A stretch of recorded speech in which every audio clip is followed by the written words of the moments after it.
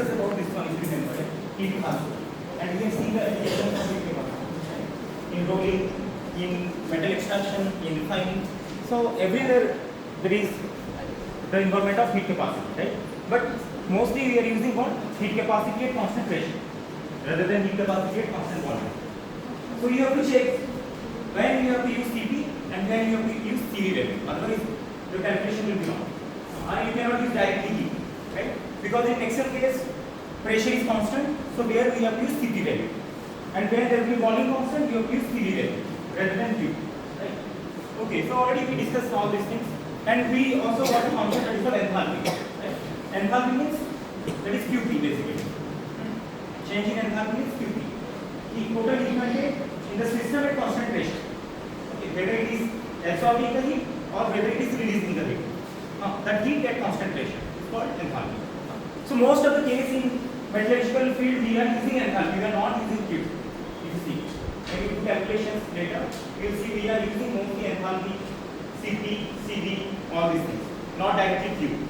Q is not used most of the cases. Anyway, so you can see there are a lot of different heats now. Lot of heat of reaction, heat of combustion, then heat of transformation. But this transformation is allotropic transformation. Then heat of solution. Then heat of phase change. Already we have discussed this one, if you remember. Anybody remember the example of this one? Heat without phase change. Can you write an example where there is involvement of heat, but there is no change in the phase? We have discussed that. Or rolling. You produce an ingot, steel ingot, and here the taking the steel ingot from room temperature to 1000 degrees, for example, or maybe 1200 degrees centigrade to roll it, to make it flat. Right? Why we are doing? Because we want a flat product, and it is possible if the steel will be at high temperature. Why? Because at high temperature steel becomes soft or ductile, right? But at room temperature it is very hard and it cannot plastically deform. Permanent deformation cannot be possible in steel. So that is called hot rolling. We are taking the steel to very high temperature. So initial temperature is room temperature, high temperature is 1000 degree or 1200 degree centigrade, but there is no melting. There is no change in the phase or there is no change in the state. So only sensible heat will be involved in that. So that the formula will be this one, simply. Final temperature minus initial temperature. Change in enthalpy is equal to CPdT. Simple. And integration T1 to T2. This is room temperature, this is your high temperature. Whatever, 1000 degree or 1200. Do you got my point? Already we have discussed that. But see, I have written no melting, no boiling. That means steel will be remaining solid steel. Initial room temperature steel is solid, and at high temperature steel is also solid. So in that case, heat involved is only the sensible heat which you are providing to rise the temperature, and the formula of change in enthalpy will be this one, T1 to T2 integration CPdT, right? And we may get some question in exam, simple question. It will be given, Cp will be given, you can easily find it out. But you have to check whether there is change in state or not. If, for example, there is change in state, liquid is forming from the solid, then you cannot use this formula. Because the change in enthalpy will be wrong. If you are calculating this, if you are using this formula, it will be wrong. Because latent heat of fusion will be involved again in that. Because some of the heat will go and change the state from solid to liquid. You understand what sensible heat will be there, which will rise the temperature from room temperature to that temperature. And again, if you rise the temperature, if you keep providing heat, melting will start, right? So in that case, sensible heat plus your latent heat of fusion will be also involved. Further you are heating, and you are converting into boiling point now. Boiling point means the liquid will become vapor. Gaseous state will be involved. So latent heat of boiling will be also involved in that. So the formula will change. This one, you can see. I can give an example of this one, simple example. You take an ice cube, for example. Ice cube. And you take it at minus 10 degrees centigrade. So it will be what? Initially solid. Ice cube at minus 10 degrees centigrade. That means it will be in solid form. You start giving heat to it at constant pressure, for example. So it will become, suppose it will start at 0 and it reaches to 0 degrees centigrade now. So what will happen? Nothing will happen, just temperature will rising slowly. Still it is solid, for example. Solid ice. But after some time salt level, still you are providing some heat, it will start becoming melting, right? Okay. So in that condition, suppose I am writing same 0 degree centigrade, but it's melting now. Okay, like this. It's melting. Further, you are providing heat. So what will happen? It will become, the temperature will rise, and suppose it will go to the liquid. Again, this is water in that. Water. This is also water. But the temperature is now 100 degrees centigrade, for example. You are taking to 100 degrees centigrade. Still it is water, liquid. Further, you are providing heat. What will happen? It will become vapor. 100 degrees centigrade, you start boiling. Okay. So still 100 degrees centigrade. Then further, you want to go to T2 temperature, for example.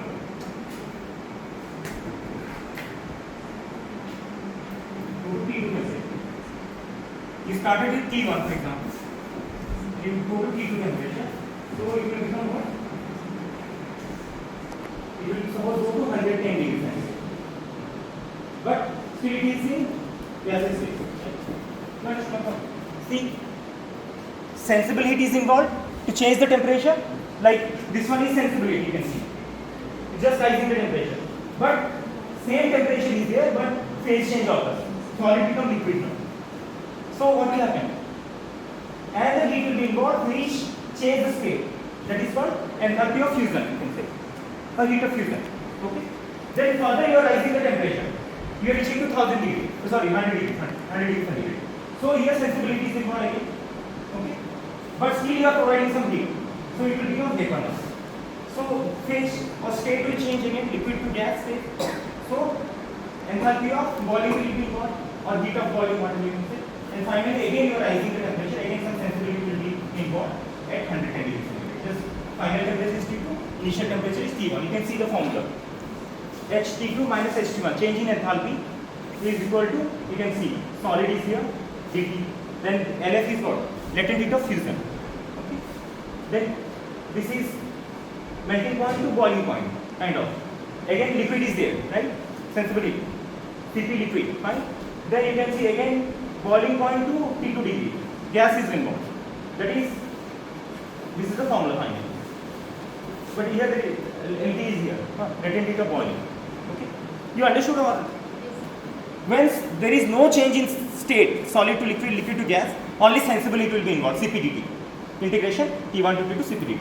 But once there is change in state, solid to liquid, liquid to gas, then latent heat of fusion, latent heat of boiling will be required. If there is no change in state from liquid to gas, then no need to write this.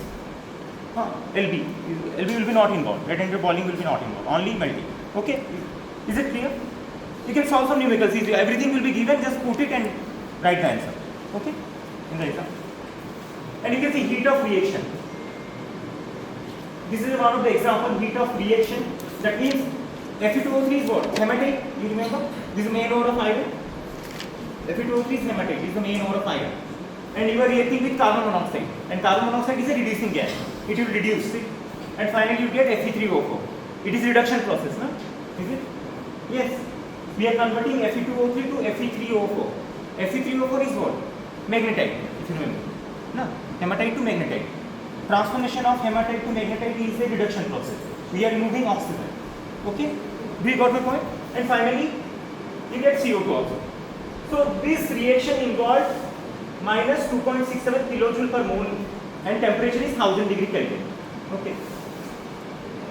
What it means? Can you tell me? Just by looking at this reaction and delta HR, heat of reaction, change in heat of reaction, what you are getting? Just tell me. I know you can answer it. Yeah. Exothermic reaction. It is? Exothermic. Exothermic. It is minus 2.67. Exothermic. Exothermic. Yes, exothermic. Right. We are getting confused. That means to convert your hematite to magnetite, you need some temperature, right? Or it will release some heat. It will release the heat. Right. That means if you provide some temperature, maybe reaction may not happen, or it will stop. Anyways, this is fine. Next is, you can see heat of formation. So graphite react with oxygen to form CO2. and this is this much, minus 393.5 kilojoule per mole. So what it means? Again exothermic heat is evolving when carbon react with oxygen to form carbon dioxide. Heat of combustion. You take any gas, for example, combustible gas, methane, you react it with water and oxygen, you will end up with methane, CO2 and H2 at the end. So you will end up with this much, minus 8. That means this is again exothermic. But there is a point you have to remember. Heat of combustion is always exothermic in nature. You burn anything, you burn normal carbon, you burn any kind of fuel, it will release heat. So heat of combustion is always exothermic in nature. So delta H will be always in form of negative value. That is why we need temperature. Suppose we want to do something at high temperature, we need fuel, right? And that will be given by the heat of combustion. Okay. Anything next is, yeah, this is also important. Standard reference state. Sometimes in the exam it will be given like, what is standard reference state? So standard reference state means it is the state where there is a pressure constant and there will be a temperature constant. You have to remember. That temperature is actually 25 degrees centigrade. In degrees centigrade. But in Kelvin, that is how much? 298 Kelvin. You have to remember. If I'll discuss, okay, anyway. If temperature is given 298 Kelvin or 25 degrees centigrade, that is means the reference state. And pressure will be how much? 1 atm, very good, or 1 bar, whatever. Basically 1 atmospheric pressure. So pressure is 1 atmospheric pressure, temperature is 25 degrees centigrade or 298 Kelvin. Some people write 298.15 bar. That's the exact. 298.15 Kelvin. Or better 298 is fine. That is the reference state. Why we are discussing this reference state? Because you can see, I have written something here. You can see solid carbon, solid iron, gases, oxygen, nitrogen, whatever. The enthalpy value is equal to 0. You have to remember this one. So that means if you have pure elements, okay, pure elements enthalpy is considered to be 0 at standard reference state. Suppose I am taking iron piece now, pure iron. Right? I can say enthalpy of pure iron is 0 now. Okay? Because 1 atmospheric pressure is there, and if the temperature is 25, but temperature is not 25 right now, you can assume it right now. Okay, fine. But just suppose that another point you can say enthalpy of compound, pure compound, equal to heat of formation. So you have to remember, if the condition is standard reference state, then for pure elements it is 0, enthalpy is 0, but for compounds it is nothing but heat of formation. Suppose you want to find out for CO2, you want to say enthalpy of CO2. Then how you can find it out? You just have to do a reaction, C plus O2, it will give you CO2, and some enthalpy will be changed, right? That enthalpy is nothing but this one, heat of formation. Okay, you got my point? And finally, heat of transformation. Actually, you will study this one in physical metallurgy. What is the meaning of heat of transformation? Allotropic transformation. You know, I think allotropic transformation you already know, I guess, in the school. And we already have discussed, maybe if you remember. If you take a piece of iron now in the room temperature, it will be in BCC form always, body centered cubic. The atoms will be arranged in a body centered cubic fashion. But the moment you take a steel, also pure iron, to around 910 degrees centigrade or 912, the BCC iron will become XCC again. You understand, the crystal structure is changing.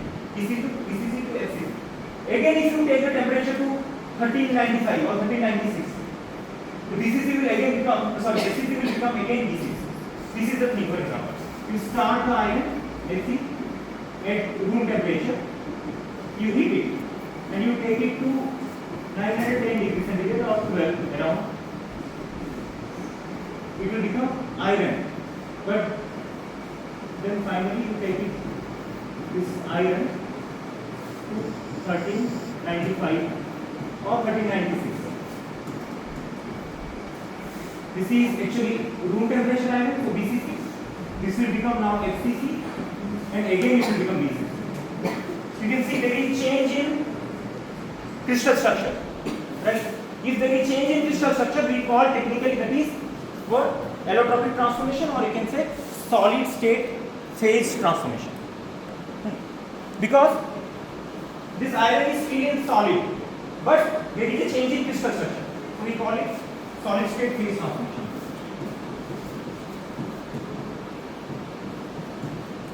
Phase transformation.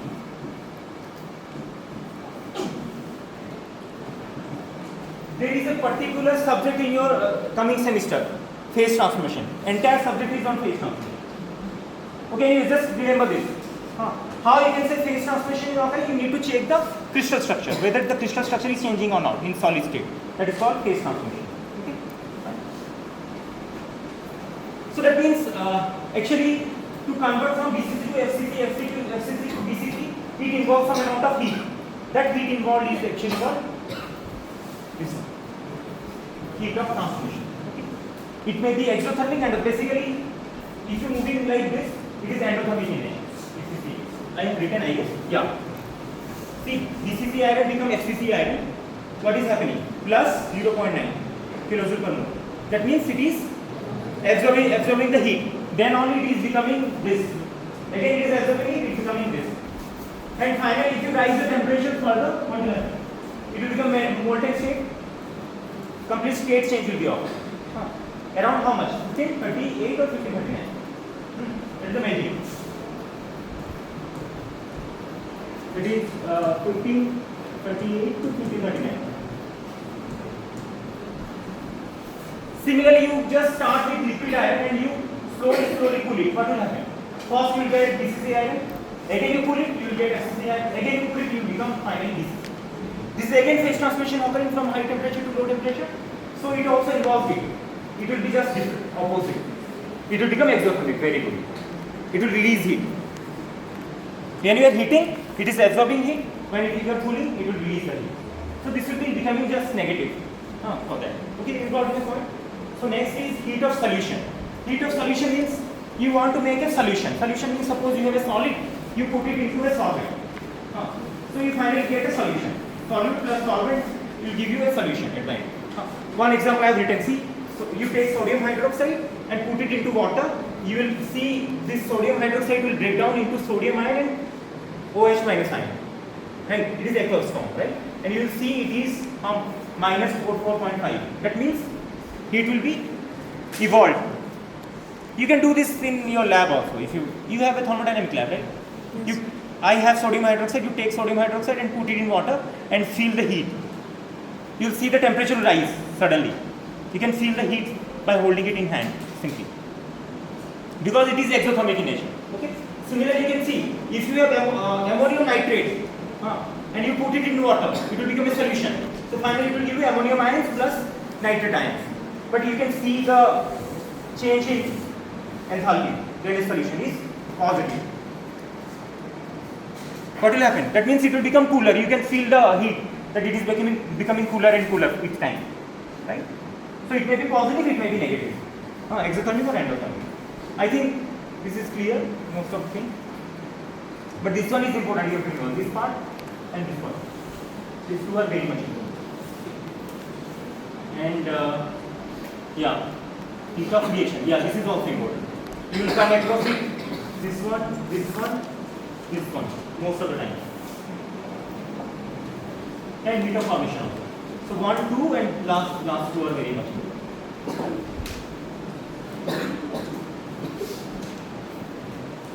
So I think heat capacity at constant pressure, heat capacity at constant volume, what is enthalpy, I think it is clear at least. Otherwise at the end of the course you don't know what is enthalpy, then I cannot do anything.